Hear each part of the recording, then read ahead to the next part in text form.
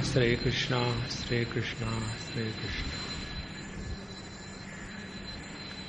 गुरुर्ब्रह्मा गुरुर्विष्णुः गुरुर्देवो महेश्वरः गुरुः साक्षात् परं ब्रह्म तस्मै श्री गुरवे नमः। तस्मै श्री गुरवे नमः।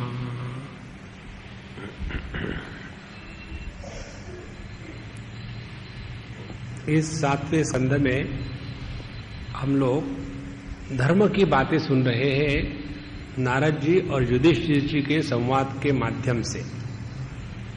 कल हमने देखा वर्णाश्रम धर्म का और उसमें हम सन्यास धर्म पर आए थे। सन्यास आश्रम में उसमें बताया था कि उसमें 3-4 प्रकार के सन्यास बताए हैं। विविदिशा सन्यास, हृदय में परमात्मा तत्व की जिज्ञासा जागृत होने के पास के तत्व को पहचानने के लिए जो प्रयत्न है उसको कहेंगे विविदिशा सन्यास। तत्व ज्ञान होने के बाद कहेंगे विद्वत सन्यास। और अपने घरदार को छोड़ करके फिर वापस नहीं आना, भगवान के ही लिए जीना है, इसलिए जब घर छोड़ करके चले जाते हैं तब उसको कहते हैं वीर सन्यास। और चौथा होता है आतुर सन्यास, मरणासन्न अवस्था में कि अब हम मरने ही वाले हैं, उस समय हम भगवान का नामस्मरण लेकर के गेरवा कपड़ा ओढ़ लेते हैं और अपना उस समय आतुर सन्यास हो जाता है। इस प्रकार से ये सन्यास के भिन्न प्रकार बताए।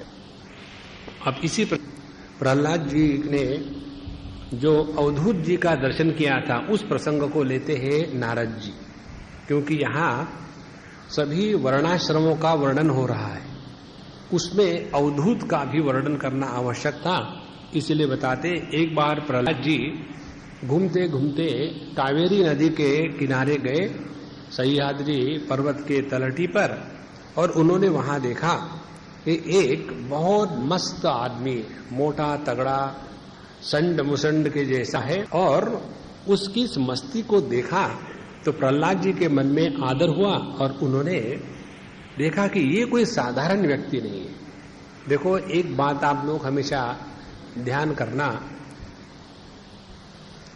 बाबा जी मांग करके खाते हैं, हम लोग तो भीख मांग कर ही खाते हैं, भले हमारे भीख मांगने को नाम बड़ा अच्छा दिया हो, भिक्षा है तो भीख ही, तो हम लोग भी भीख मांग के खाते हैं, लोग भी खाते हैं। लेकिन दोनों में फर्क क्या है? दोनों में फर्क ये है कि हम लोग भीख का अन्न खाते हैं, फिर भी कहीं दीनता, दारिद्र्य ऐसा चेहरे पर, हृदय पर भाव नहीं आता।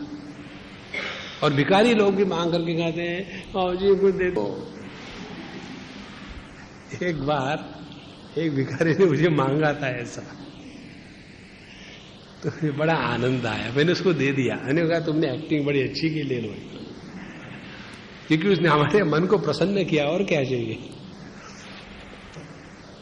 उनको सामने प्रश्न ये आया कि ऐसा क्यों हो सकता है। हमारे समर्थ रामदास स्वामी कहते हैं इसके उत्तर में, आम्ही काय कुणाचे खातो रे तो राम आम्हाला देतो रे। हम किसी का दिया हुआ खाना नहीं खाते, हमको तो हमारे राम चाहते। वो दूसरों को चाबी भर देते कि जरा दान करो, धर्म करो, तुमको बड़ा पुण्य लगेगा, और वो लोग हमको खिला देते। हमारी मस्ती बनी है। इसीलिए यह जो इनकी मस्ती थी उसको देख करके प्रहलाद जी ने कहा कि महात्मा जी, आप काम तो कुछ करते नहीं हो, बिना काम के पैसा नहीं मिलता, बिना पैसे के भोग नहीं मिलते, बिना भोग करके ऐसा मस्त जीवन नहीं हो सकता। तो आपके पास कुछ भी नहीं है, कुछ पैसा नहीं, धन दौलत नहीं, गाड़ी घोड़े नहीं, बीवी बच्चे नहीं, राज्य कारभार नहीं, तो आपको ये मस्ती कहां से आई? उन्होंने कहा इसीलिए हम मस्त हैं। देखो कितना सरल उत्तर है। तो उन्होंने कहा कि देखो ये बात जो है ना, वो तुरंत समझ गए, प्रश्न पूछने वाला कोई साधारण नहीं है।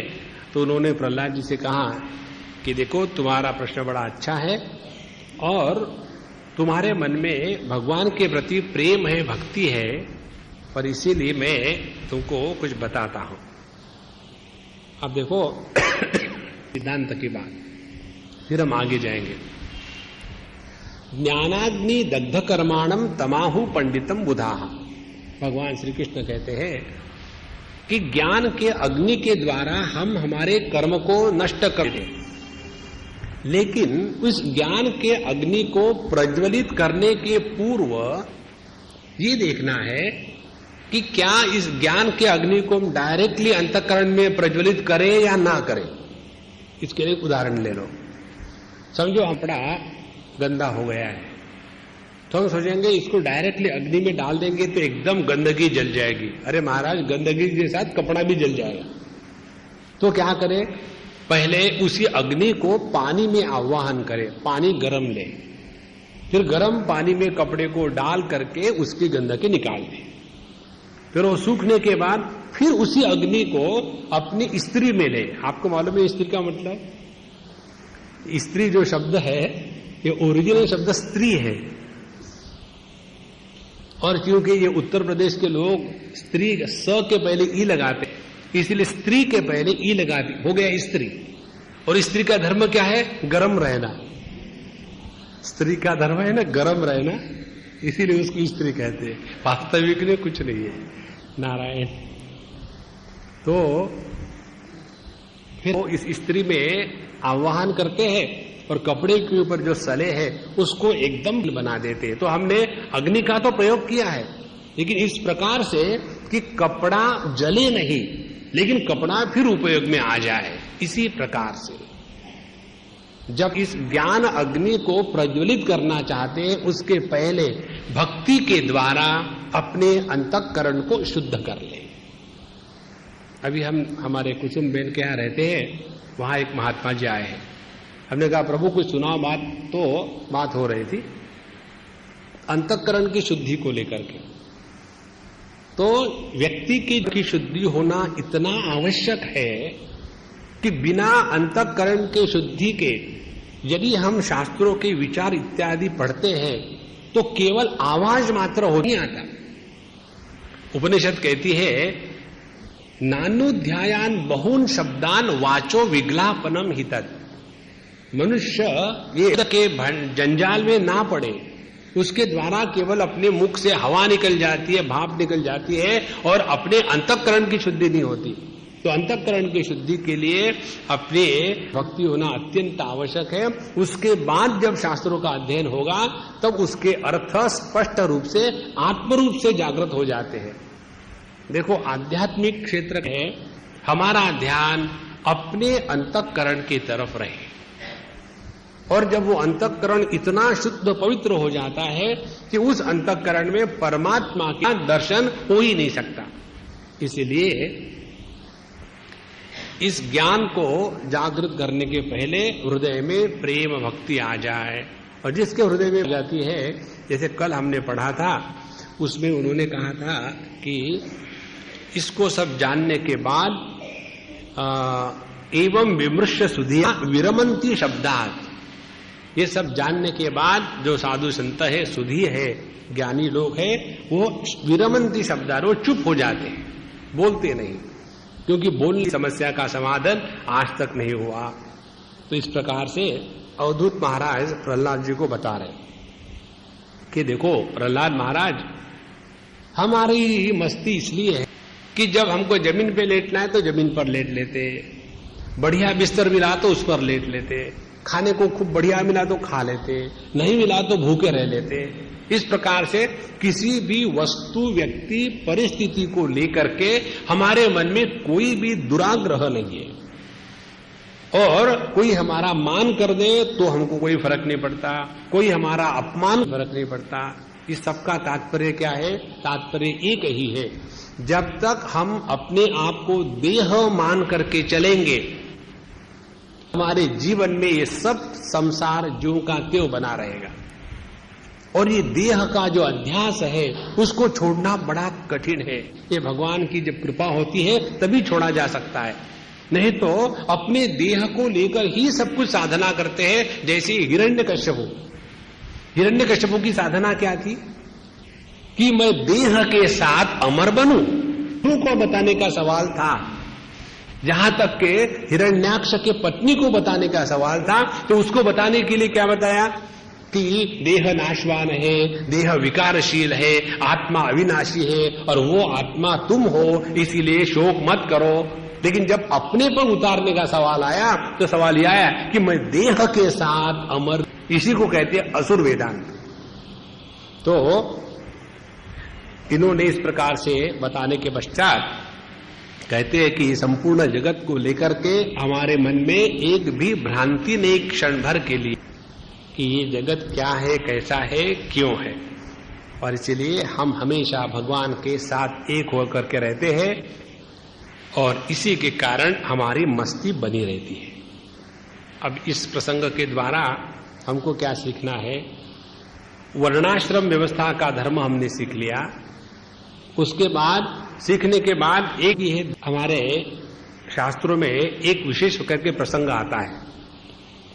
वो प्रसंग किस प्रकार से है कि जैसे भगवत गीता का उदाहरण लीजिए, आप सब लोग पढ़े हुए हैं। द्वितीय अध्याय में प्रसंग आता है स्थित प्रज्ञ के लक्षण। उसके बाद 12वें अध्याय में प्रसंग आता है भगवान के भक्त के निष्ठा सर्वभूतानाम मैत्र करुण एवच, और 14वें अध्याय में आता है प्रसंग जिसमें गुणातीत पुरुष का वर्णन होता है। उसी प्रकार से जो गलत प्रकार से चलने वाले लोग हैं उनका भी वर्णन आता है। अब ये वर्णन किस लिए है? सामने से देखा, इसमें ये टिक किया, वो टिक मार किया, वो टिक मार किया, ये तो महापापी है, को लेबल करने के लिए शास्त्रों का अध्ययन नहीं होता बाबा। ये अपने अंतःकरण में देखने के धर्म आए, अन्यथा हम इसी में फंस जाते हैं।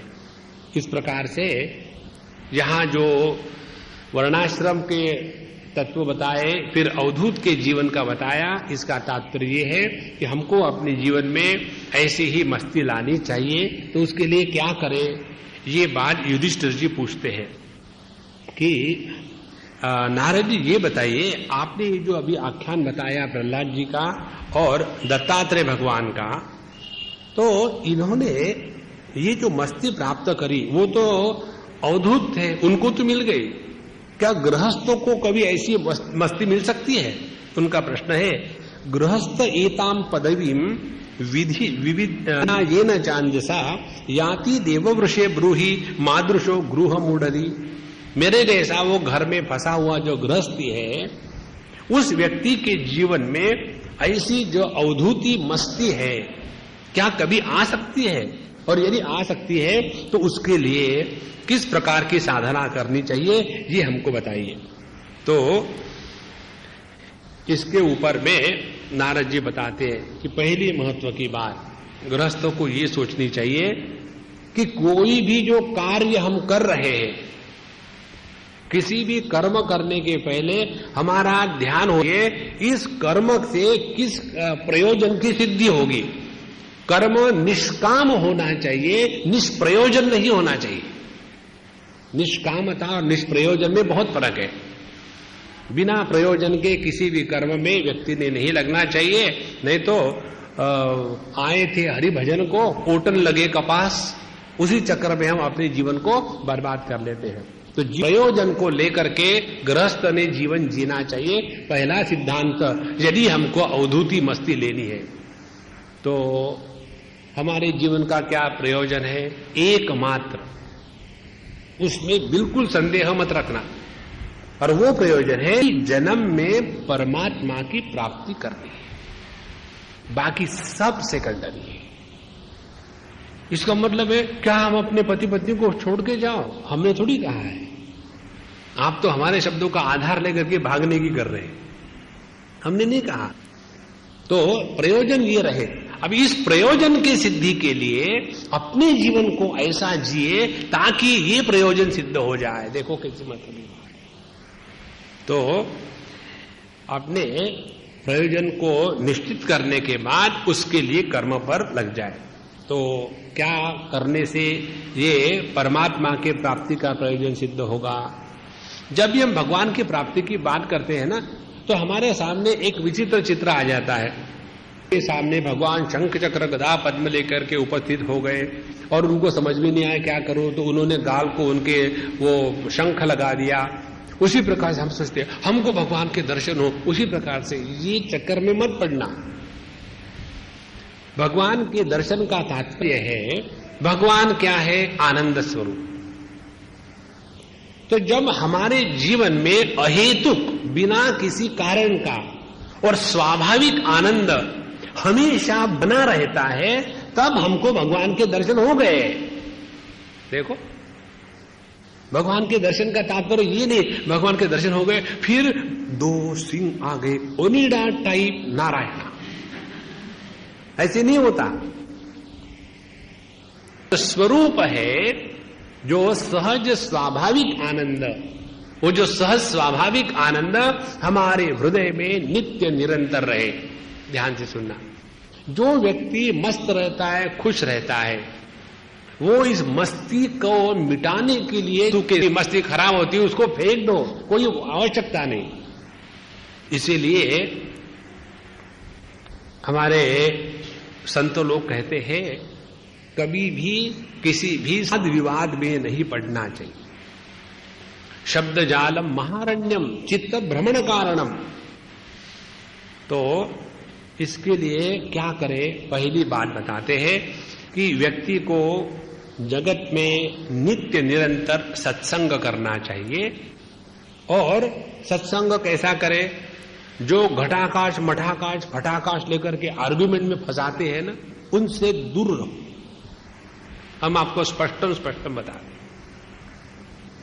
जहां हमारे हृदय में ये वेदांत की आर्गुमेंट चल जाती है। देखो, वेदांत आर्गुमेंट करने के लिए नहीं होता, के द्वारा हम संपूर्ण पंचकोशों से अलग होकर के व्यतिरेक की साधना से अपने स्वरूप को पहचाने, इसलिए वेदांत का सब विचार है। लेकिन हम उस विचार को लेकर के आर्गुमेंट में फंस जाते। जहां आर्गुमेंट प्रारंभ हो गई वहां वेदांत का तिरस्कार हो गया है। इसलिए हमको ऐसे सत्संग में जाना चाहिए जहां भक्ति का प्राधान्य हो, किसी भी प्रकार का राग द्वेष ना हो, और जहां भगवान के लीला गुणगान इसी का महात्म्य बढ़ रहा हो। उसके बाद यहां जो शब्द का प्रयोग किया है नारद जी ने, उपासित महामुनीन, ऐसे साधु संतों की उपासना करनी चाहिए। साधु संतों की उपासना का तात्पर्य क्या है? इसका तात्पर्य ये है कि हम साधु संतों के पास जाकर के हमारे मन में स्वाभाविक शांति का उदय हो रहा तो समझ लेना आपका डायल किया गया नंबर करेक्ट था। पर जहां जाकर के मन में विक्षेप होने लग गए, तुरंत वहां से अपने को हटा लो। हमको किसी को कुछ बताना नहीं कि कौन श्रेष्ठ है कौन कनिष्ठ है, अपने हृदय के शांति के तरफ हमको ध्यान देना है। जिस वजह से हमारे मन में विक्षेप होते हैं वहां से दूर हट जाओ। हमको किसी से कुछ लेना नहीं है, हमको निर्माण करना है अपने हृदय का, अपने अंतःकरण का। इसीलिए सत्संग में लगे रहे। दूसरी बात, यदि हम सत्संग में इस प्रकार से भगवान के दृष्टि से लगे, ममता घटेगी। ममता का घटना माने क्या? किसी भी प्रकार का दुराग्रह हमारे हृदय में नहीं रहेगा। और दूसरी बात, जितनी ममता घटेगी अहंता कम होगी। अहंता का कमी होना माने क्या? अहंता का कमी होना माने मैं देह हूं, इस धारणा को लेकर के विचारों का आना बंद होना। ध्यान से सुनना, यदि विचार है मैं देह हूं, इस धारणा को लेकर के निकलते हैं, तो अभी भी कहीं भी हमारे अहंता की कमी नहीं हुई, ज्यों को त्यों बची हुई। इसलिए ये दो बातें बताने के पश्चात भगवान कहते हैं कि अवधूति की मस्ती करनी है तो मैं परमात्मा का दर्शन करें। और बहुत महत्व की बात है। कौन सी महत्व की बात है? अपने पास ज्यादा संग्रह ना करें। जितना ज्यादा संग्रह हो, चाहे पैसों का चाहे वस्तुओं का, उतने मन में विक्षेप ज्यादा आते। हम आपको एक हमारे गृहस्थ अम्मा है, उनके जीवन बताते, विचार नहीं जीवन बताते। उन्होंने भगवत गीता पर बहुत सुंदर कमेंट्री लिखी है। भगवत गीता एक गृहस्थ के जीवन में, और वो अम्मा है बहुत ही सरल है, अमीर घर की है, उनके घर में हम जाके रहते हैं, उनके घर में दीवार पर एक कील भी एक्स्ट्रा नहीं, बिल्कुल एक भी चीज एक्स्ट्रा नहीं, मिनिमम। बाबा जी कहते हैं, लेकिन उनके पास दुनिया भर का सामान होता है। लेकिन इस अम्मा के घर में हम जब गए तो एक कमरा उनका, एक कमरा हमारा, केवल 2 बेडशीट है, एक को धो करके तीसरी की क्या जरूरत है? दोनों पति पत्नी तो केवल 2 पेयर्स ऑफ शूज, घर में चप्पल की क्या जरूरत है? तो वही चप्पल बाहर जाने के लिए, आने के लिए, तीसरी चप्पल नहीं। Just imagine. और उनके बच्चों की शादी विधि हो गई है। इतना उनके जीवन में वही, और ऐसा नहीं कि जिस वस्तु की आवश्यकता वो नहीं है, सब कुछ है। ये जो संग्रह वृत्ति है, इसका त्याग करना बहुत आवश्यक है। दिवाली के दिनों में हम लोग घर की साफ सफाई करते हैं ना, आप लोग तो करते हो, इतना सब निकाल लो, घर के सब लोग आते हैं। ऐसे करना, ये जो पुराने पेपर है, ये कागज है, फाइल से ये रख दो, पति उवाच, सबका सब फिर घर के अंदर। और ऐसा करते करते फिर वो टूथब्रश, वो डिब्बिया सब जो रहती है, अब इसको तो फेंक दो। छोटा बच्चा आता है कि मम्मी दिस इज माइन, सबका सब फिर घर में। देखो, ये जो संग्रह वृत्ति है इतनी भयानक है कि इसके कारण हमारे मन की शांति नष्ट हो जाती है। इसीलिए अपने पास किसी भी ज्यादा वस्तु का संग्रह करके ना रखें। अच्छा, यदि ऐसा हमारा दृष्टिकोण रहेगा तो हमारा मन इस जन्म में ही तैयार हो जाएगा। मन तैयार हो जाता है तब कहीं जाकर के परमात्मा के दर्शन के लिए जिस शुद्ध अंतःकरण की आवश्यकता है उसकी प्राप्ति होगी। नहीं तो जैसे भगवान शंकराचार्य कहते हैं, अर्थम अनर्थम भाति ततः सुकलेश सत्यम पुत्रादपि धन भाजाम भीति सर्वत्रैषा विहिता रीति भज गोविंदम भज गोविंदम। पैसा कमाने में परेशानी है, रखने में एक परेशानी है, देने में महा परेशानी। इसलिए चीजों बिल्कुल उतना ही रखे जिससे ज्यादा आवश्यकता ना। उसके पश्चात उन्होंने बताया कि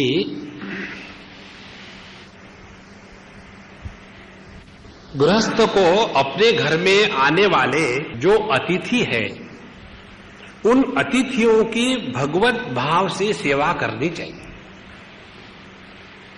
आप लोग अपने लिए बड़ा अच्छी भूमिका बांध रहे हैं स्वामी जी। देखो, अतिथि नहीं है। हम जब हमारे पैया माँ के यहाँ आए तो उनको हमने पहले ईमेल किया, हम इस फ्लाइट से आ रहे हैं। हम कहाँ के अतिथि है? अतिथि माने जो बिना डेट दिए पहुंच जाता है, उसको कहते हैं अतिथि। तो जब हम अपने घरों में आने वाले अतिथि का आदर सत्कार करेंगे तो उसके द्वारा क्या होगा, अपने घर में रहने वाली जो आसक्ति है वो आसक्ति धीरे धीरे कम हो जाएगी। और घर में आसक्ति जब नहीं रहती है तब घर में रहने का आनंद बढ़ जाता है। बता दें, हम दुनिया के कितने घरों में घूमते हैं और हर घर में ऐसा ही रहते जैसे अपना घर है। एक बार की बात है, हमको किसी के यहाँ किसी ने रखा, स्वामी जी आप उनके यहाँ रखिए, हमारा घर बहुत छोटा है, हम नहीं रख सकते। ठीक है, वहां गए रहने के लिए। और वो उसी गांव के शहर के रहने वाले, और दूसरे दिन जब हमको मिलने के लिए आए तो हम पूरे घर में घुल मिल गए थे। तो उन्होंने हमको अलग से बुला करके कहा, स्वामी जी हम इनको पिछले 40 साल से जानते हैं, लेकिन हमको अभी भी जरा अटपटा लगता है घरों में घूमने के लिए, और आप तो ऐसे हो गए बाथरूम से लेकर के किचन तक जैसे अपना ही घर है। हमने कहा जैसी नहीं अपना है, हमको डाउट कहां है? डाउट तो आप लोगों को है। देखो, जब कोई अपना घर हो ना, जब अपना कुछ घर है ही नहीं तो हर घर अपना है, पराया माल अपना। इसीलिए नारायण। तो ये होने के पश्चात दूसरा जो महत्व का कार्य गृहस्थों के लिए बताया वो है अपने घर के जो कुलाचार होते हैं, पूजा पोथी, अपने घर से जो परंपरा से आए हुए भगवान के विग्रह है, पूजा है, उसको नियम से करना चाहिए। उसके बाद घर में श्राद्ध का होना बहुत आवश्यक है। श्राद्ध करने के द्वारा 2-3 बातों की सिद्धि होती है। पहली बात, हमारे जो घर के छोटे बच्चे होते हैं उन पर संस्कार पड़ते हैं। कि हमको अपने माता पिता मरने के बाद भी उनके लिए कुछ करना पड़ता है, तो करना चाहिए ही, ऐसी इसकी बात है। और दूसरी बात यह है कि जब हम श्राद्ध करते हैं तो ये हमारे मन में स्वीकृति हो जाती है कि मरने के बाद खत्म कुछ नहीं हुआ, ये जारी रहता है। इस अपने अस्तित्व को कंटिन्यूअस अखंड रूप से हम बिना परेशानी के, बिना कष्ट के समझ लेते हैं। देखो, अपने भारत में रहने वाले हिंदू जो लोग हैं उनको ये समझने में कठिनाई नहीं होती श्राद्ध क्यों करना चाहिए, उसके बाद पुनर्जन्म, पश्चात जन्म, प्रारब्ध कर्म। लेकिन जिनको ये संस्कार नहीं है उन लोगों को बड़ी परेशानी होती है कि कैसे स्वीकार करें कि हमारे इस जन्म के जो अच्छे बुरे अनुभव है ये पिछले जन्मों का फल है, कर्मों का फल, उनको समझ भी नहीं आता। इसी सब चीजों के द्वारा हम अपने अंतःकरण पर और बच्चों पर भी योग्य संस्कार करते हैं। ये करना बड़ा आवश्यक है। और अगला जो गृहस्थ को कर्तव्य बताया गया है, गृहस्थ के जीवन में दान का महात्म्य हो, और उसमें भी दान कैसे करना चाहिए। सबसे पहली महत्व की बात, दान करना चाहिए वहां जहां शास्त्रों का अध्ययन हो रहा हो, अध्यापन हो रहा हो, और जिसके द्वारा शास्त्र का जो ज्ञान है रखते हैं, उसके लिए दान करना ये सबसे प्राथमिक कर्तव्य है। कई बार क्या हो जाता है कि एक कोई भिखारी है, लूला लंगड़ा है, रो रहा है, पड़ा है, उसको 50 रुपए देने में आदमी को लगता है कि मैंने बड़ा पुण्य कर्म। और जो कोई एक छोटा बच्चा है और वहां जाकर के वो समझो ऋग्वेद का पाठ कर रहा है या यजुर्वेद का पाठ कर रहा है, और उनको यदि पैसे देने का सवाल है, उससे क्या होता है, माने हमारे मन में शास्त्र उसका जो महात्म्य है अभी जागृत ही नहीं हुआ। हम कितने स्थानों पर जाते हैं और वहां की ये जो अपने शास्त्रों को पढ़ाने वाले जो आचार्य होते हैं, वहां के जो विद्यार्थी होते हैं, उनकी दशा देख करके इतना दुख होता है, क्योंकि हम लोग सब जगह पैसे देने को तो तैयार है, जो कार्य हो रहा है वहां पैसे देने पड़ते हैं, आवश्यकता है, ये समझ में नहीं आता। इसीलिए ये हमारा कर्तव्य बनता है कि यदि हम साधु संतों से इतना कुछ सीखते हैं, प्राप्त करते हैं, तो साधु संत जिस प्रकार के माध्यम से उसी शास्त्रों की रक्षा करने का जो जिम्मेदारी है वह गृहस्थों पर है। उसके बाद हमेशा सत्संग करना चाहिए, अपने घर में कभी कभी साधु संतों को बुलाना चाहिए। उसके बाद में साल भर में कम से कम 2-4 महत्व की पूजाएं होनी चाहिए। जैसे कई जगह गणपति का उत्सव होता है, कई जगह दिवाली मनाते हैं, कई जगह अपने दुर्गा माता का उत्सव होता है, कई जगह रामायण का पाठ चलता है। तो ये सभी के सभी करने 2-3 बार घर के सभी जो मेंबर से इकट्ठे आकर के एकत्रता की भावना जागृत हो जाती है। उसी प्रकार से एक चीज बहुत महत्व की बताई है कि मनुष्य की सेवा करने से जितने भगवान प्रसन्न होते हैं उतनी ईंट पत्थरों की सेवा करने से प्रसन्न नहीं होते। जैसे मोबाइल बाजार होता है ना आजकल, कि अपने बस में सब चीज मिलेगी आपको, मोबाइल हॉस्पिटल होता है, मोबाइल टॉयलेट्स होते हैं, हमारे बंबई में मोबाइल टॉयलेट्स है, तो सब चीज मोबाइल है। उसी प्रकार से भगवान जो है ये मोबाइल मंदिर में है। प्रत्येक जो देह है वो भगवान का मोबाइल टेम्पल है। तो भगवान तो अपने टेम्पल को लेकर बड़ी ईश्वर की पूजा है।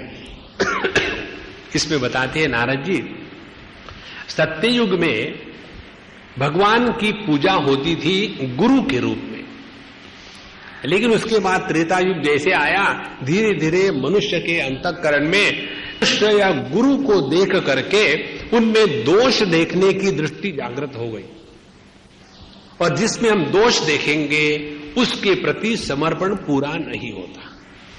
और जहां हमने मनुष्य को देखा तो चाहे वो भी बड़े महात्मा हो, हमको उनके दोष नजर आएंगे, जहां दोष नजर आए समर्पण शून्य।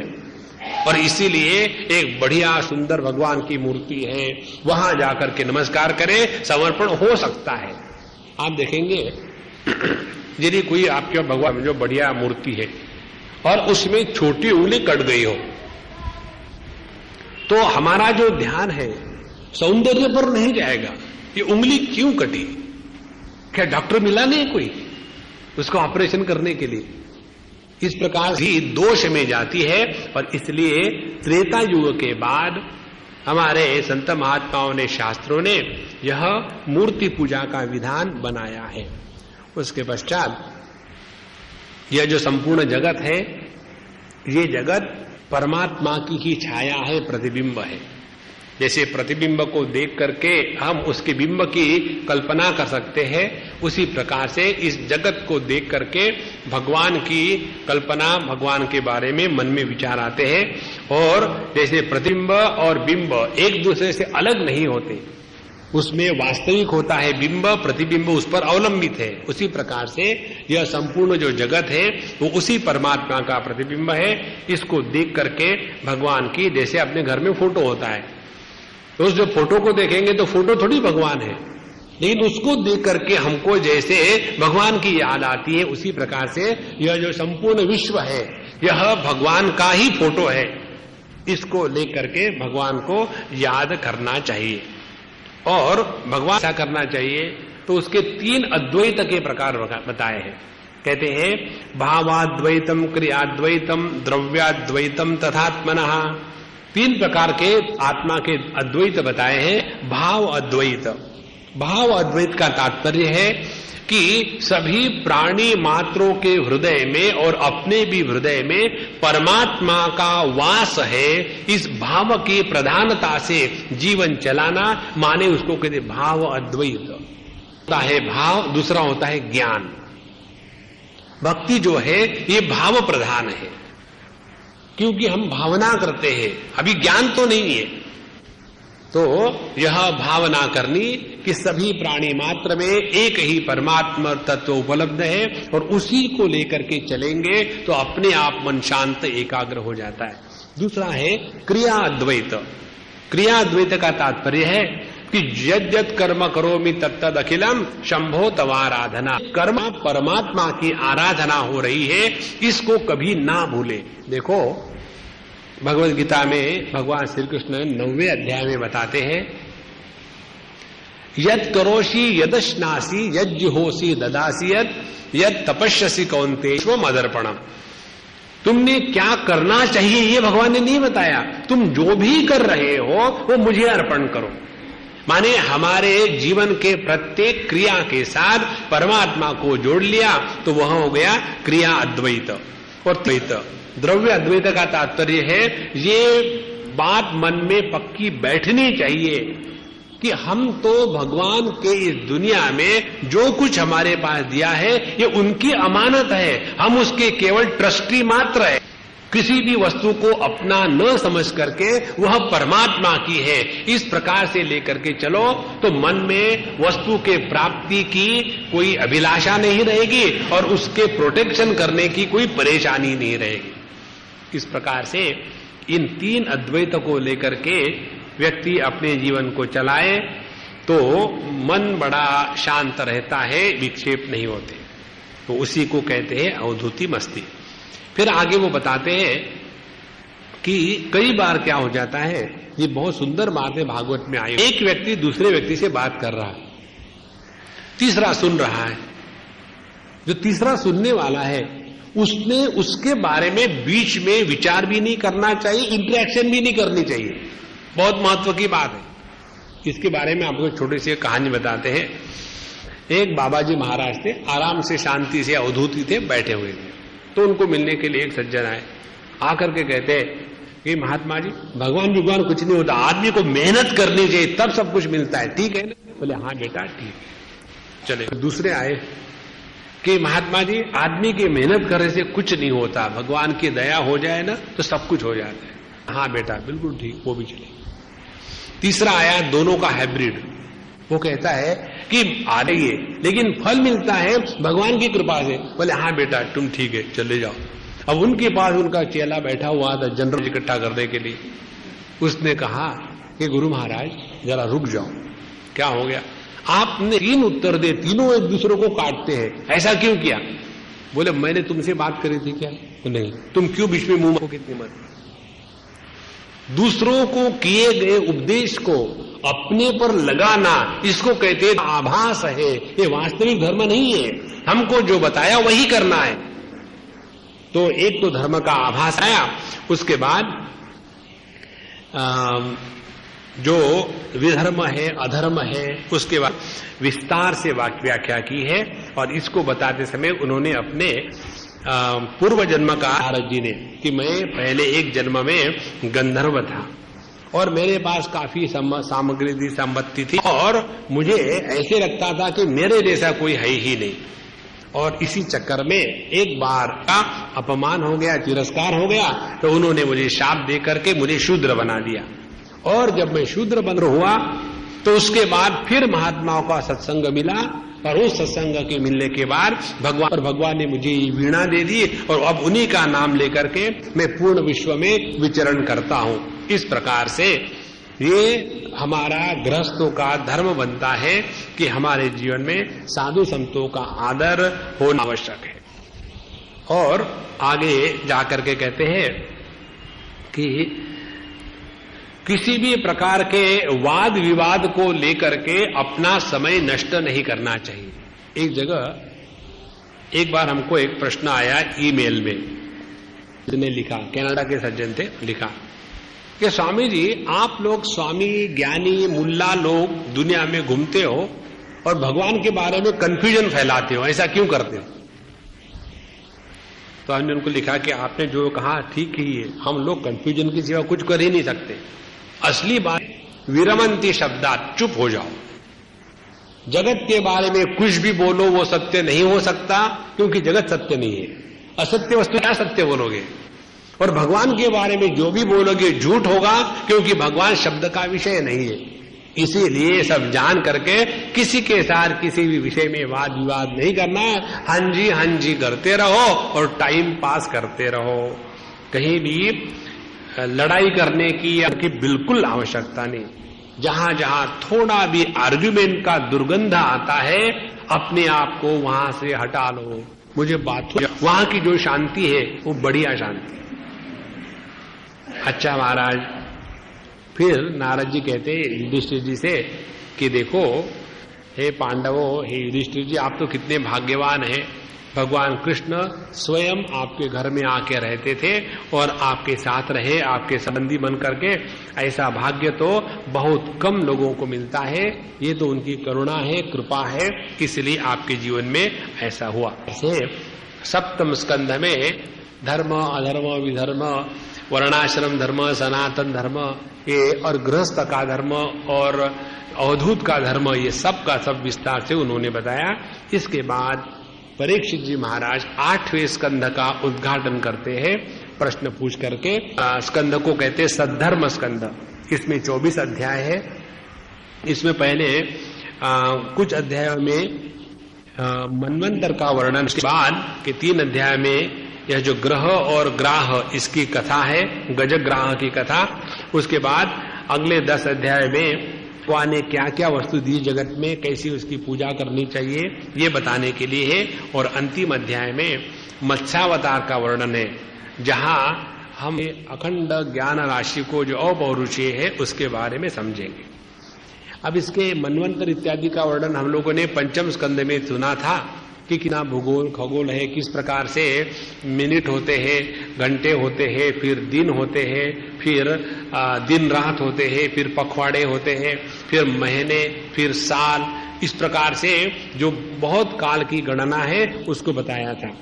अब ये युग की जो बात है, एक बार हम कहीं जा रहे थे, हमको हमेशा ये चीज याद आती है, उत्तर प्रदेश में वहां लिखा रहता है दुनिया भर में जय गुरुदेव, जय गुरुदेव, और उसके नीचे लिखा रहता है कि सत्य युग आएगा। तो एक सज्जन हमको पूछे, स्वामी जी आप इस पर विश्वास करते हो क्या, सत्य युग आएगा? हमने कहा उसको छोड़ो, आज का दिन क्या है? बोले आज का रविवार है। हम कहते सोमवार आएगा। ठीक है कि गलत है?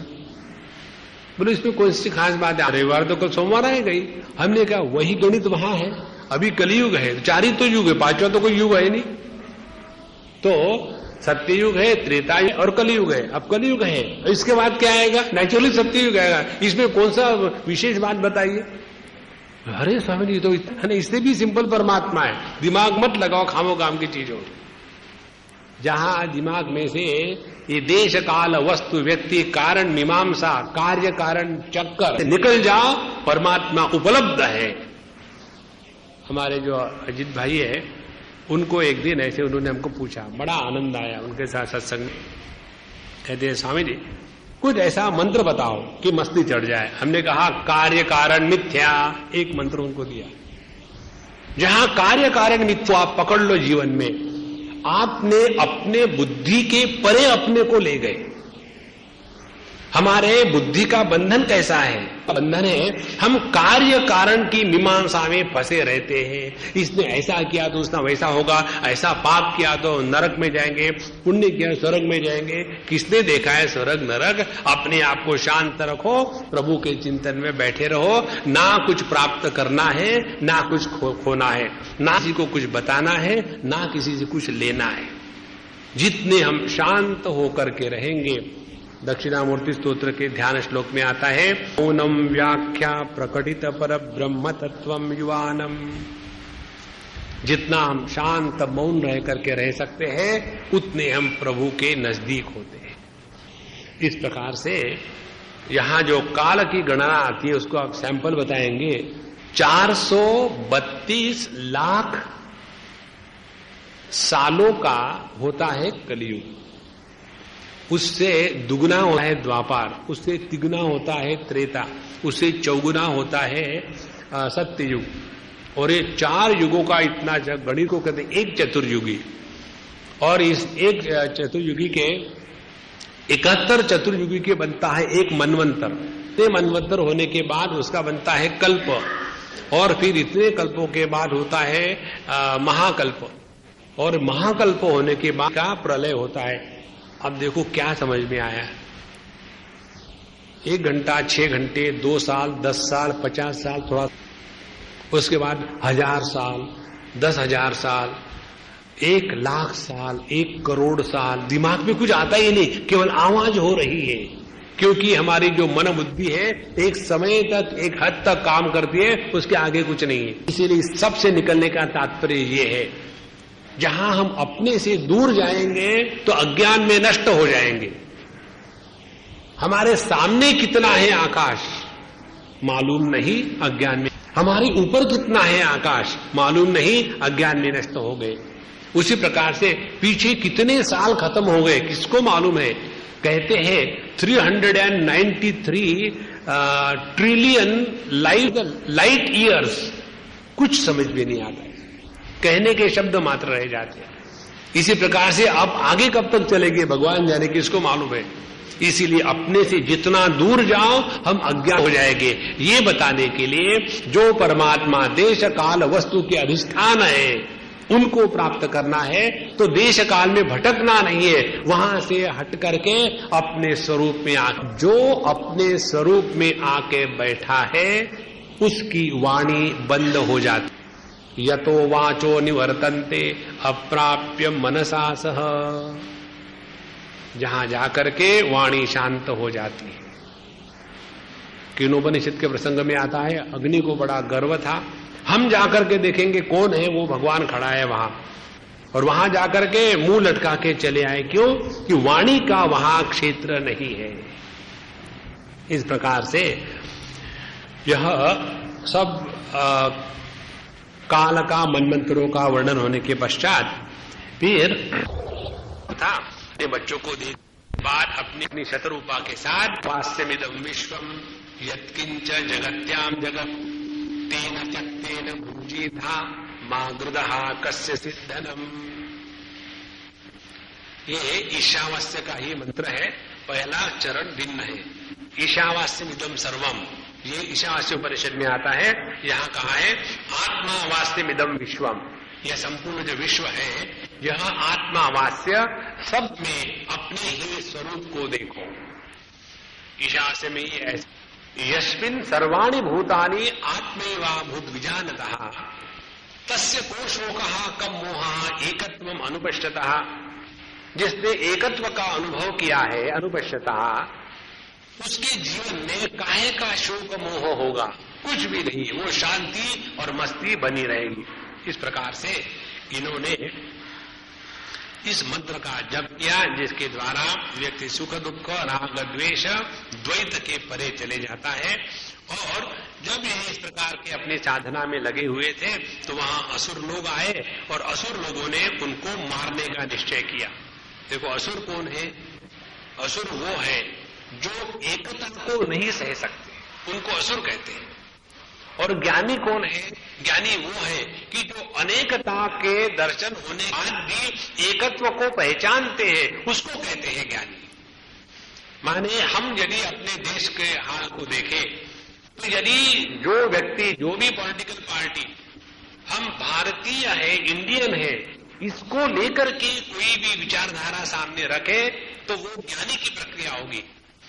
और जो लोग ऐसा कहेंगे कि हम तो ये है, हम तो वो है, हम उनसे भिन्न है, तो वो जो प्रक्रिया है वो असुरों की है, राक्षसों की है, क्योंकि वो हमारे देश का विभाजन कर रहे हैं। इसलिए जो असुर है उनको ये एकत्व की बात कभी पसंद नहीं आती। Divide and rule is the only policy they can understand. तो जब इस प्रकार से असुर उनको मारने के लिए आए तो भगवान ने उनको, मनु जी का बचाया, उनको उनकी रक्षा करी। उसके बाद जो बाकी के जो मनु थे, स्वारोचित मनु, तीसरे मनु थे उत्तम और चौथे मनु थे तापस। और इस प्रकार के इन मनुओं के वंशों का वर्णन करते करते फिर गजेंद्र की कथा आती है कि यह जो गजेंद्र था एक बहुत बड़ा हाथी, वो पूर्व जन्म में इंद्रद्युम्न नाम का राजा था। हमेशा भगवान की बड़ी आराधना इत्यादि करता था।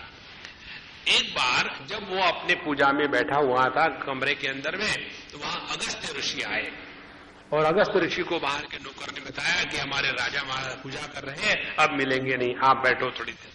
वो बैठ गए और जब पूजा होने के बाद जब ये बाहर आए तो उन्होंने अगस्त्य ऋषि का आदर सत्कार भी नहीं किया और उनको प्रणाम तक नहीं किया।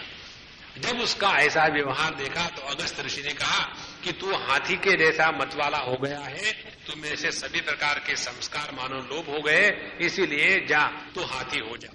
और वही राजा फिर मरने के बाद हाथी हो गया। लेकिन महत्व की बात क्या है कि उसने भगवान की पूजा आराधना करी थी, वो कभी नष्ट नहीं हुई। इसीलिए बाबा ये समझ लो, हम जितनी पूजा आराधना करेंगे वही हमारे साथ अगले जन्म में आकर के अपने साधना की कड़ी को वहां से आगे बढ़ाती है। उसके पश्चात जब ये इंद्रद्युम्न हाथी बन गया भगवान की कृपा से और अच्छे कर्मों के कारण, वो बहुत ऐश्वर्यशाली था। उसके बड़े बड़े सरोवर उसके थे, बड़े बड़े हाथी हाथिनियां उसके साथ रहती थी और इस प्रकार से वो एकदम मस्ती में चल रहा था। और एक बार स्नान करने के लिए ये एक तालाब में गया, सरोवर में गया, तो वहां एक ग्राह ने एक पैर को पकड़ लिया। अब देखो, हम लोग दुनिया भर की अंगूठियां पहनते, मुझे किसने कहा स्वामी जी आप एक भी अंगूठी नहीं पहनते। तो हमने कहा कि देखो, आप लोग कहते हो अंगूठी, लेकिन पहनते हो उंगलियों में। अंगूठे में कभी पहनी है क्या अंगूठी? तो अंगूठी कहते हो, अंगूठे में पहनो ना, यहां क्यों पहनते हो? तो आप भी तो नहीं पहनते अंगूठी। बोले स्वामी जी आपसे बात करना मुश्किल हो जाता है। कोई बात नहीं, बात मत क्या करो, शांत करो। और हम किस लिए लगाते हैं दुनिया भर की अंगूठियां? ग्रहों के प्रभाव से बचने के लिए। मंगल ग्रह है, बुध ग्रह है, शनि का ग्रह है, बृहस्पति का, के लिए एक एक अंगूठे डाल डाल करके मुझे हमेशा लगता है ये लोग जब खाना खाते होंगे तो कैसे खाते होंगे, क्योंकि बीच में छेद हो जाते हैं और यदि उनको कड़ी पीनी हो ऐसा करके तो निकल ही जाएगी, कोई मिल नहीं सकते होंगे। तो ये जो बाहर के ग्रह है ना, शुक्र शनि रवि इत्यादि, वो इतने कष्ट नहीं देते जितने दुराग्रह, संग्रह, परिग्रह, दुष्ग्रह, ये ग्रह जो है वो हमको खाते हैं 24 घंटे। उसका तो हम त्याग नहीं करेंगे, अपने दुराग्रह को पकड़ के रखा है। सबसे ज्यादा दुराग्रह कौन सा है? मैं देह हूं। इस एक दुराग्रह का तो अपना इस जन्म का जितना साधना करने का क्रम है वो पूरा हो गया। और इस देह को ही लेकर के कोई मेरी माँ है, कोई मेरे बाप है, कोई मेरे भाई, कोई मेरे बहन, सभी के सभी चक्कर इसी देह को लेकर के ही तो चलते हैं। और हम जो दुखी होते हैं इसी देह के जो रिश्ते रिलेटिव्स हैं उनको लेकर के दुखी होते हैं। कोई बच्चा परीक्षा में फेल हो जाता है तो हमको थोड़ी दुख होता है, तो मेरा बच्चा जब फेल हो गया तो बिल्कुल मम्मी की वहां गंगा यमुना सरस्वती त्रिवेणी संगम हो गए। तो ये जो ग्रहों का में ये अभिमान बना रहेगा उतना हमारे द्वारा दूसरों का तिरस्कार होगा और हमारी जो दुख की चोट है वो लगती है अभिमान पर। इसीलिए जितने हम ज्यादा दुखी होंगे उतने हम अहंकारी हैं, जितने कम उतना हमारा अहंकार नरम हो गया है। इसी प्रकार से कहीं भी अपने आप को दुखी मत बनाना, दूसरे को भी मत बनाना। अब यहां इस गजेंद्र की कहानी चलती है। तो जब उसने पकड़ लिया क्रोकोडाइल ने, ग्राह ने, तो सभी के सभी उसकी जितनी हाथिनियां हाथी थी सब के सब उसको पीछे भागे, लेकिन वो नहीं आ पाए। उस समय गजेंद्र को ऐसा लगा कि अब तो अपना समय अंत आ गया। तो उस समय जब उसका हृदय पूरा द्रवित हो गया तो पूर्व जन्म के जो भक्ति के संस्कार थे वो जागृत हो गए।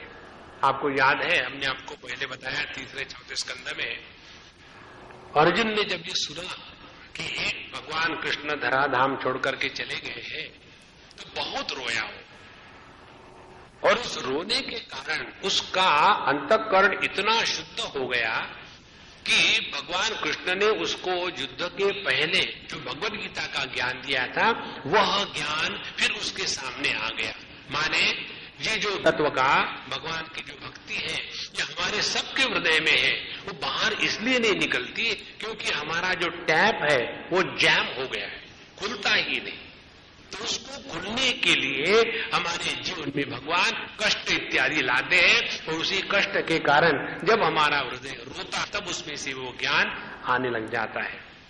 उसी प्रकार से यह जो गजेंद्र है उसने देखा कि अब तो मुझे जगत में कोई नहीं बचा सकता। और जब उन्होंने अपने अंतःकरण को प्रभु के चरणों में रख दिया तब उन्होंने भगवान की स्तुति करी। ये भगवान की जो स्तुति है गजेंद्र की बहुत ही सुंदर है।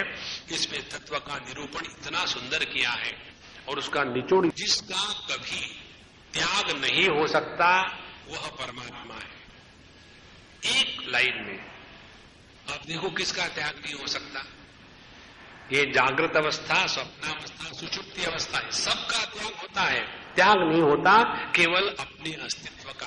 तो यही तो परमात्मा तत्व है। इसको हम पकड़ के चले तो फिर जागृत स्वप्न सुषुप्ति इसमें जो जो हमको नाटक के पार्ट करने हैं वो हम नाटक करते रहेंगे, लेकिन हमको इसके द्वारा किसी भी प्रकार का प्रभाव हम पर नहीं होगा। इस प्रकार से उन्होंने बताया अपने स्तुति में कि सबका निषेध करने पर जिसका निषेध नहीं हो सकता ऐसा अनिषेध जो तत्व है वह परमात्मा है और वही भगवान हमारी रक्षा करे। उसके बाद भगवान तुरंत वहां आ गए। यहाँ भगवान ना तो गरुड़ पर बैठ के आए ना तो खड़ाऊ पहन कर आए। महात्मा लोग बताते हैं विश्वक सेना ने भगवान की खड़ाऊ सामने रखी लेकिन वो इतने जल्दी में थे कि वो खड़ाऊ टूट गई। फिर गरुड़ जी महाराज आते हैं, उनको उन्होंने हटाया, तुम कहां मेरे बीच में आ रहे हो। और भगवान ने साक्षात वहां अवतार लेकर के पहले उन्होंने उस ग्राह को मारा। ग्राह को इसलिए मारा कि इसने तो मेरे भक्त के चरण को छुआ है, इसीलिए पहले उसका उद्धार करो। और उसके बाद उस गजेंद्र का उद्धार किया। और ये जो ग्राह था क्रोकोडाइल, ये पहले जन्म में गंधर्व था और उसने किसी महात्मा के चेहरे को देख करके मजाक उड़ाई थी कि कितने कुरूप है, कितने गंदे दिखते हैं। तो उसी समय उनको ये शाप मिला कि तुम भी क्रोकोडाइल जैसे गंदे हो जाओ, और वो क्रोकोडाइल से गंदे हो गए थे। तो इस प्रकार से यह जो इंद्रद्युम्न वो भी गंधर्व था और जो ग्राह था वो भी गंधर्व था। उन दोनों के द्वारा भगवान के भक्तों का, महात्माओं का अनादर हुआ, इसलिए वो निम्न योनि में आ गए थे। तो दोनों का उद्धार करके भगवान ने दोनों को मुक्त कर दिया है, क्योंकि हमारे मन में भगवान की भक्ति है, वही हमारा भला करती है। उसके बाद कथा आती है, बड़ी सुंदर कथा है। एक बार दुर्वास ऋषि कहीं जा रहे थे और उनको एक बड़ी सुंदर पुष्पों की माला, अम्लान पुष्पों की माला, अम्लान माने जो कभी सूखती नहीं थी, ये माला जो है इसको लटका के रख दो, शाम तक के मर जाए। तो ऐसे अम्लान पुष्पों की माला, माने प्लास्टिक की पुष्प नहीं थे, ओरिजिनल थे। तो वो माला उनको रास्ते में कहीं मिली, तो उन्होंने इस माला को क्या करूं मैं, तो सोचा इंद्र को दे दे, वो देवताओं का राजा है, राजा के गले में माला अच्छी लगती है, उनको दे दी माला। और इंद्र अपने हाथी पर बैठ के जा रहा था, उन्होंने अपने संकल्प से उसके गले में डाल दी। इंद्र ने सोचा ये क्या है पता नहीं, निकाल करके वो हाथी, अब हाथी क्या डाले, हाथी है, उसने उसको अपने सुन से निकाला, पता नहीं क्या है, फेंक करके उसको पैरों से रगड़ दिया। मैंने तुमको माला पहना करके तुमका आदर किया और तुमने मेरे माला का अनादर किया, तिरस्कार किया, इसीलिए तुम निश्री हो जाओ, तुम्हारा सब ऐश्वर्य संपत्ति एकदम नष्ट हो जाएगी। जैसे शाप मिला तो इंद्र भ्रष्ट हो गए और वहां वो देवलोक से नीचे गिर गए और वहां बलि जो दैत्य थे, बलि का राज्य प्रस्थापित हो गया। देखो जब पर या तो ये पार्टी करेगी या टू पार्टी पॉलिटिक्स वहां भी चलता है, हमने यहां तो मल्टी पार्टी पॉलिटिक्स है। तो देवता नीचे गिर गए, जाकर के बलि जो दैत्य है उनका राज्य वहां शुरू हो गया।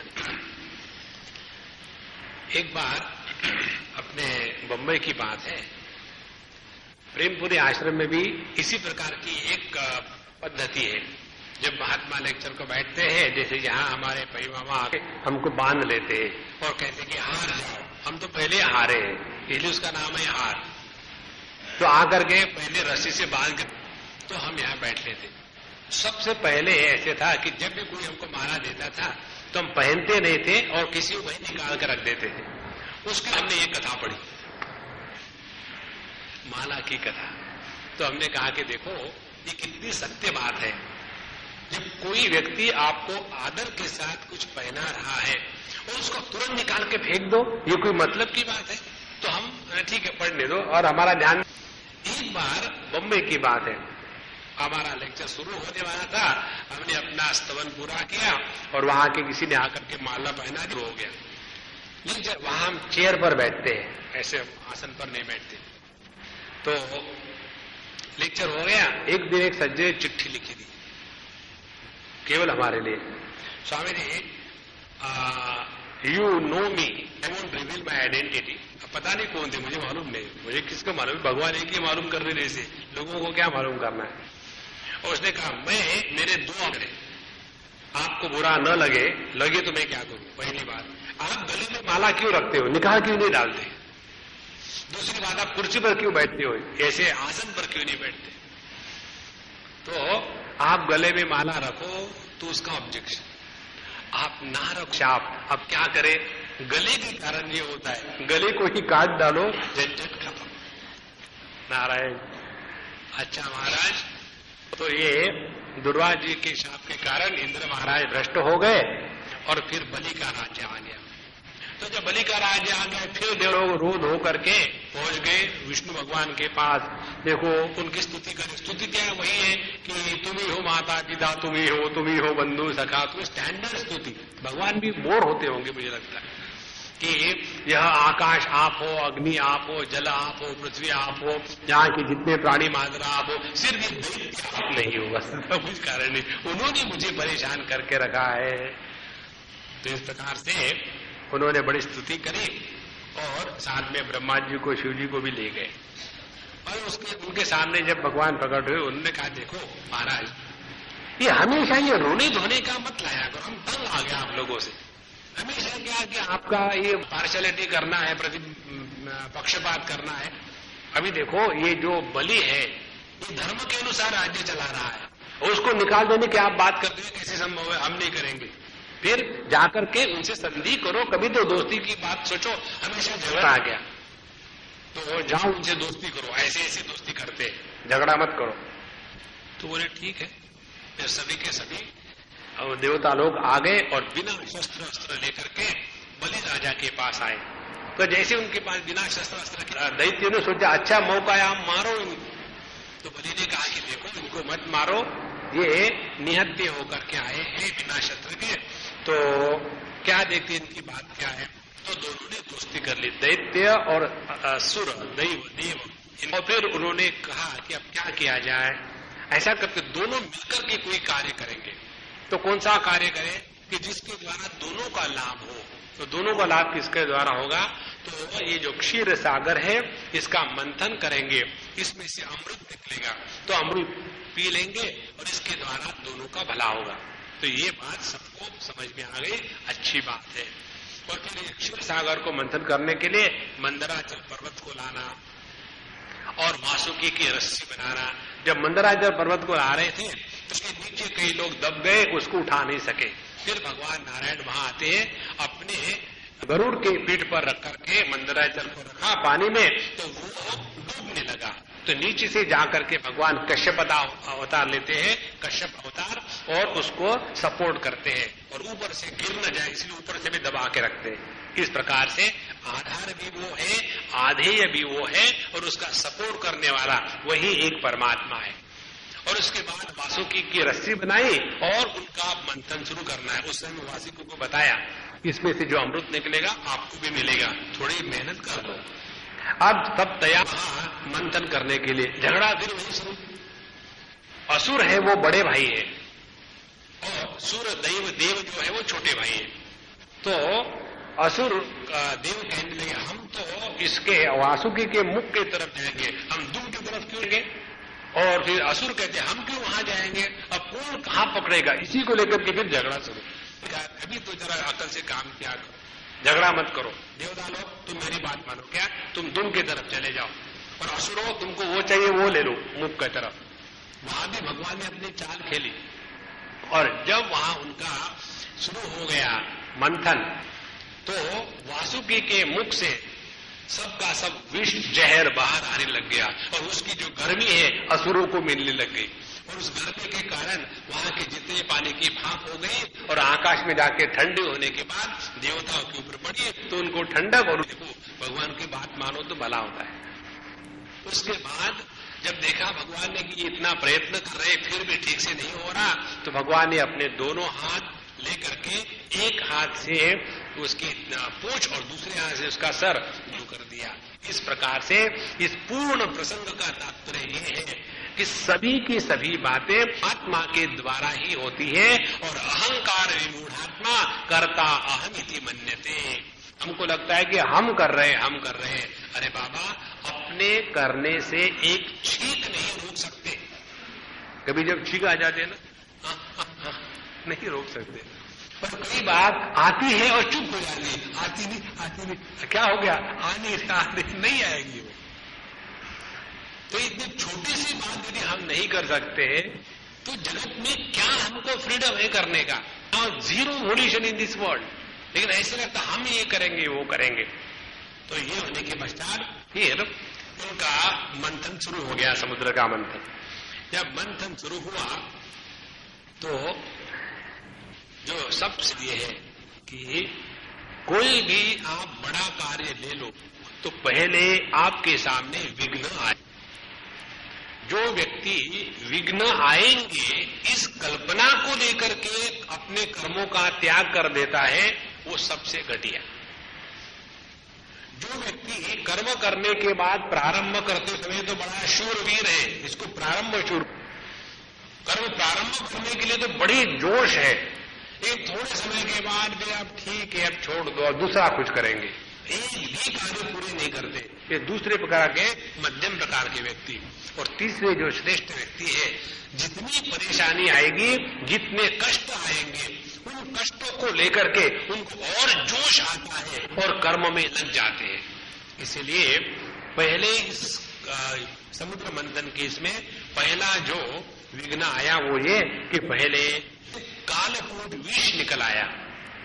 देखो, ये तो हम आदि दैविक दृष्टि से पढ़ रहे हैं, इसको फिर हम आध्यात्मिक दृष्टि से पढ़ेंगे। तो पहले विष आ गया। अब ये जो विष आ गया ये भी रत्न है, महत्व की बात है, क्योंकि विष का होना भी आवश्यक है। जिनको पता है कि जैसे हमको जब कोई सांप काट लेता है तो एंटी वेनम सीरम जो बनाते हैं वो उसी विष से ही बनाते हैं, तो सभी इसकी भी आवश्यकता होती है। तो जब ये विष निकला तो सवाल है इसको कौन लेगा। देव दैत्य दोनों भी घबरा गए और विष्णु भगवान बिजी थे, फिर क्या करे, उन्होंने कहा देखो तो भोले बाबा बेकार से बैठे हुए, उनको कुछ काम दे दो। और ये तो मस्त थे, इनको ना दैत्यों से मतलब है ना मतलब है अपने शांति में प्रेम में बैठे हुए। तो उनको बताया ऐसी ऐसी बात है, आप उसको ले लो। तो उन्होंने मेरा कुछ नहीं, मैं अपने पत्नी को पूछता हूं, वहां से चला आ रहा है। तो उन्होंने अपने पत्नी से पूछा गौरी से कि भाई ऐसी ऐसी बात है, करे। बोले करना क्या है, ये तो बड़े अच्छा मौका मिला है। साधु सत्पुरुष महात्मा वही होते हैं कि दूसरों की तकलीफ को देख करके उनको दुख होता है और फिर उनको तकलीफ को हटाने के लिए अपने जीवन को भी लगा। तप्यन्ते लोकतापेन साधवः प्रायशो जनः। तो दूसरे के कष्ट से जो दुखी होता है वही साधु संत होते हैं, इसीलिए आप इसको जरूर ले लीजिए। अब तुमको लगा कि ये ना कहेगी तो छुट्टी हो जाएगी, तो उन्होंने कहा ले लो कालकूट विष। अब सवाल ये को रखे कहा, जिह्वा पर तो शिव जी के राम नाम है, तो जिह्वा पर तो नहीं रखेंगे। हृदय में तो भगवान का रूप है, इसलिए हृदय में भी नहीं रखेंगे, फिर रखे कहा। फिर उन्होंने उस विष को अपने गले में रखा और इसीलिए उनका नाम नीलकंठ हो गया। जब दूसरों का भला करने में अपने में कोई व्यंग भी आ जाता है तो वही व्यंग अपने जीवन का एक आभूषण बन जाता है। इस प्रकार से पहला जो वह भगवान शिव जी ने अपने गले में धारण करके रखा। उसके बाद निकली गोमाता जो कामधेनु, वो ब्राह्मणों को मिली। उसके बाद उच्चैश्रवा नाम का अश्व निकला, वो दैत्यों ने ले लिया। फिर ऐरावत नाम का हाथी निकला, वो इंद्र के हाथ में चला गया। फिर कौस्तुभ जो भगवान के गले में था उसको भगवान ने कहा कि जरा घूम घाम के आओ, मैं काम कर रहा हूं, या मुझे परेशान मत करना। तो वही समुद्र में से पद्मराग मणि के रूप में बाहर आया और फिर भगवान के गले में लटक गया। उसके पश्चात वृक्ष निकला जो देवताओं ने लिया। फिर अप्सराएं निकली, वो भी देवताओं को मिली। फिर लक्ष्मी जी निकली। और लक्ष्मी जी की कहानी बड़ी सुंदर है। लक्ष्मी जी अपने नारायण भगवान से कहती हैं कि देखो सभी जितने देवियां हैं वो अपने अपने मैरिज के एनिवर्सरी मनाते हैं और हमारे मैरिज की एनिवर्सरी कभी होती ही नहीं। तो जब कि तुम्हारी शादी कब हुई थी, अब मुझे हमेशा परेशानी कैसे बताऊं कि हम अनादि है, उनको समझ में नहीं आता। नारायण लक्ष्मी ये अनादि तत्व है। तो बोले इसके लिए ऐसा करो, अब तुम ये समुद्र को अपना बाप बना लो और ये मंथन में उसमें से निकल आओ तो तुम बन जाओगे समुद्र कन्या। उसके बाद स्वयंवर कर लेना। तो दोनों की मिली भगत पहले ही थी। तो जैसे लक्ष्मी जी बाहर आ गए तो उन्होंने कहा कि मैं तो उसके साथ शादी करूंगी जो मुझे पसंद है और जो पैसे के पीछे नहीं दौड़ता। तो एक एक के दोष निकाल करके हटा दिए। हमारे नारायण भगवान आराम से दुपट्टा तान लेते हुए थे, उनको कुछ लेना देना नहीं। जा करके लक्ष्मी ऐसा मुझे आदमी चाहिए, और उन्होंने आंखें देखा, बन गया। उसके बाद हो गया। इस प्रकार से लक्ष्मी नारायण का जो विवाह दिन है ये समुद्र मंथन का दिन होता है। उसके पश्चात यह लक्ष्मी जी का विवाह हो गया। फिर धर्मंतरी महाराज प्रकट हुए। धर्मंतरी जी के एक हाथ में आयुर्वेद था और दूसरे हाथ में अमृत था। तो आयुर्वेद के चक्कर में कोई पड़ा नहीं, लेकिन अमृत को देख करके उन्हें एकदम झपट लिया और उसको पीने के लिए दोनों में दैत्यों में ही आपस में झगड़ा शुरू हो गया, मुझे चाहिए मुझे चाहिए।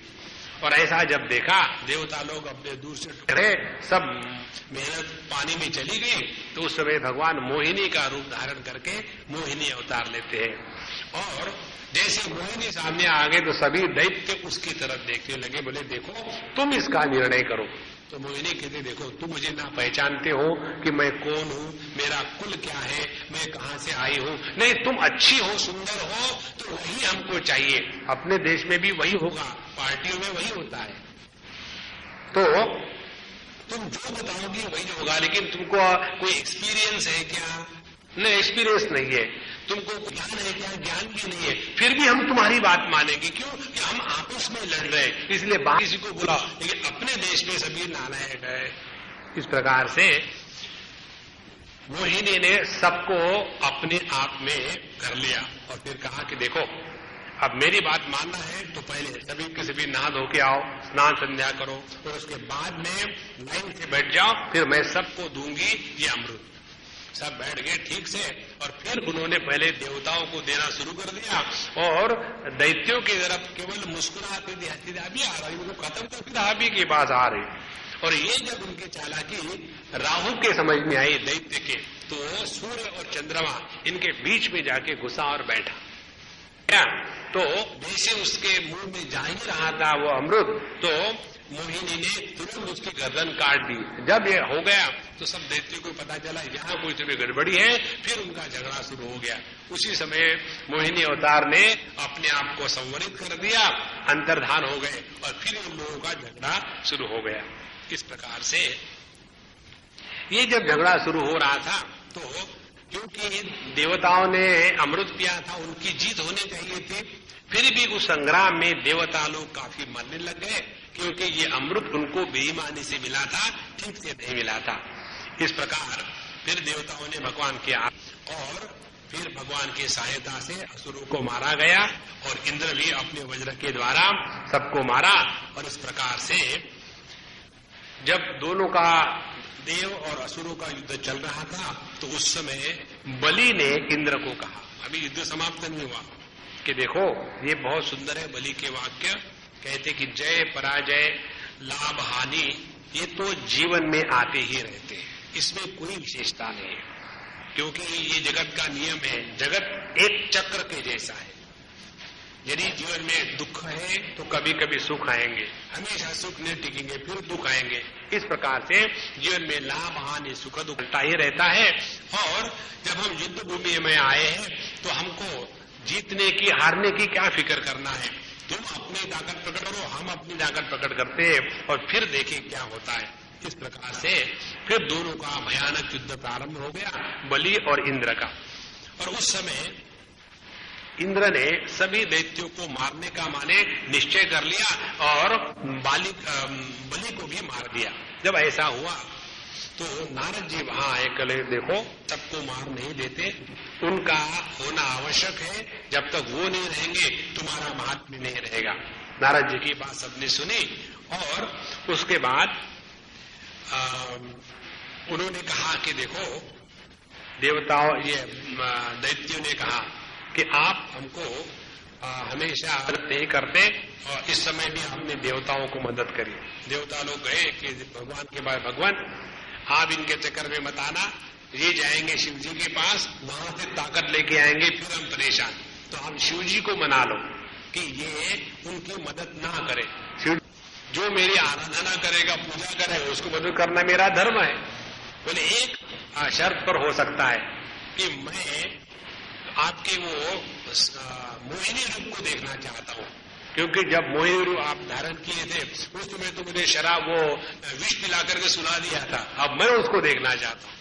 और भगवान ने अपना फिर मोहिनी अवतार धारण किया, तो शिव जी इतने पागल हो गए कि उनके पीछे, मोहिनी के पीछे नंगे होकर के दौड़ने लग गए। ये बात जब दैत्यों ने देखी, बोले ये शिव जी हमारी क्या मदद करेंगे, ये तो अभी हार चुके हैं। इस प्रकार से शिव जी ने बढ़िया नाटक प्ले किया। तो इस प्रकार से दैत्य की शक्ति के अनेक प्रकार के अर्थ संत लोग बताते हैं। और फिर सभी देवताओं ने, क्योंकि उनको शिव जी से शक्ति प्राप्त नहीं हुई, और चढ़ाई की, और फिर वो विजयी हो गए। और इस प्रकार से कभी स्वर्ग मिलेगा, कभी हाथ से चला जाएगा, यही जीवन का एक नियम है। तो बीच में जब ऐसे इनके अनेक बार हार जीत हो गई, एक बार देवता लोग हारे गए। देवता जब हारे गए, भटक रहे थे जंगलों में, तो अदिति उनकी जो माँ है वो कश्यप मुनि के पास गई, और कश्यप बताया ऐसी ऐसी बातें हुई, तो क्या करे। बोले करना क्या है, बस ऐसा ही जीवन का नियम है। तो ये तो सब आपको भुगतना ही पड़ेगा। बोले फिर भी हमारे बच्चों को कष्ट ना हो इसीलिए कुछ उपाय बताइए। तो उन्होंने कहा कि एक पयोव्रत नाम का, ये पयोव्रत केवल दूध पी करके किया जाता है और ये प्रारंभ होता है फाल्गुन शुक्ला प्रतिपदा से और एकादशी तक चलता है। उसमें भगवान की पूजा पोथी इत्यादि अनेक नियम बताए हैं। वो बताने के बाद भगवान उनके सामने प्रकट हुए और भगवान जब प्रकट हो गए तब उनको ये बताया तो उन्होंने कहा ठीक है, मैं तुम्हारे पुत्र के रूप में प्रकट होऊंगा। और उसके बाद वो भगवान वामन के रूप में अदिति के गर्भ से पैदा हुए। यहाँ से भगवान वामन के अवतार का वर्णन आता है। जैसे भगवान वामन का वर्णन हमारे कठोपनिषद में भी आता है। उसमें बताते हैं मध्य वामन आसीत, हमारे हृदय के मध्य में वहां वामन अंगुष्ठ मात्र पुरुष, उसका तात्पर्य है अंगुष्ठ मात्र पुरुष मध्य आत्मनि तिष्ठति ईशानः भूत भव्यस्य न ततो जुगुप्सते। यह जो हमारे हृदय के मध्य में अंगूठे के आकार का छोटा सा जो पुरुष है वही संपूर्ण विश्व का पालन करने वाला, उसका निर्माण करने वाला, संहार करने वाला है। उसने से जीवन के सुख दुख समाप्त हो जाते। तो ऐसे भगवान ये आदि दैविक प्रकार से हम आपको बता रहे, भूलना मत, आध्यात्मिक पर थोड़ी देर के बाद आ जाएंगे। तो उन्होंने इस प्रकार से वामन अवतार का अवतार लिया और फिर एक बलि के इसमें चले गए यज्ञशाला में जहां बलि यज्ञ कर रहे थे और वहां उन्होंने उनका बड़ा सत्कार आदर किया। काफी विस्तार से हम इतना बता दें कि बलि से उन्होंने आश्वासन लिया कि मुझे क्या चाहिए, तो बोले मुझे 3 पग जमीन चाहिए। और इस 3 पग जमीन का जब उनको कहती कि हम दे देंगे, तो शुक्राचार्य उनके जो गुरु थे विष्णु है, एकदम चोर के रूप में आया है, तुम्हारा सत्यानाश कर देगा, ये हमेशा देवताओं का पक्षपाती है। बलि ने कहा वो कुछ भी हो, मैंने एक बार वचन दिया है तो मैं अपने वचन को नहीं तोड़ूंगा। उन्होंने अपने गुरु का भी अनादर कर दिया, शुक्राचार्य का।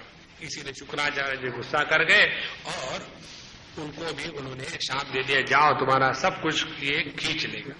इस प्रकार से ये होने के बाद जब उन्होंने हाथ में जल लेकर के संकल्प लिया कि मैं आपको 3 पग जमीन अर्पण करता हूं, तो पहला जैसे संकल्प पूरा हो गया, भगवान ने त्रिविक्रम रूप धारण किया। उसी समय ब्रह्मा जी ने इनके दाहिने अंगूठे के पैर को पानी से धोया अपने कमंडलू से, वहीं से गंगा जी का जन्म हुआ है। तो जब ये इतने बड़े भगवान ने रूप ले लिया, उसमें आता है कि जाम्बवान भगवान के रूप को 7 बार प्रदक्षिणा भी करी थी। तो जब ये रूप ले लिया, एक पग से तो उन्होंने पृथ्वी लोक नाप लिया, दूसरे पग से उनका जो धर्म का लोक है परलोक वो नाप लिया। अब तीसरा कहाँ रखे? अब तीसरा मेरे पदम तृतीयम कुरु शीर्ष में निजम, मेरे सर पर आपका तीसरा पैर दे दीजिए। इस प्रकार से बलि ने अपना धर्म, इस जगत का अभ्युदय धर्म, जो दूसरे जगत का वो धर्म, और इस धर्म का अनुष्ठान करने वाला अपना जो अहंकार है, तीनों के तीनों भगवान के चरणों में अर्पित कर दिए। देखो, हम अर्पण करते हैं, लेकिन उस अर्पण को स्वीकार किया कि नहीं ये हमको कहाँ पता है। जैसे समझो हमको किसी ने 10 रुपए दिए, हमने कहा हम नहीं लेंगे, तो क्या करेंगे? तो अर्पण करने में जो लेने वाला है उसका महात्म्य है। उसी प्रकार से भगवान ने इस बलि का ये तीनों चीज स्वयं स्वीकार की थी, और इसीलिए बलि का ये जो दान है ये संपूर्ण है, इसीलिए को बलिदान कहते हैं। यही से ये शब्द निकला है। इसके पश्चात की जो अगली बात है वो बात हम अगले समय विराम करते हैं। ओम पूर्णमदः पूर्णमिदं पूर्णात् पूर्णमुदच्यते पूर्णस्य पूर्णमादाय पूर्णमेवावशिष्यते। ओम शांति शांति शांति। हरि ओम। श्री गुरुभ्यो हरि ओम।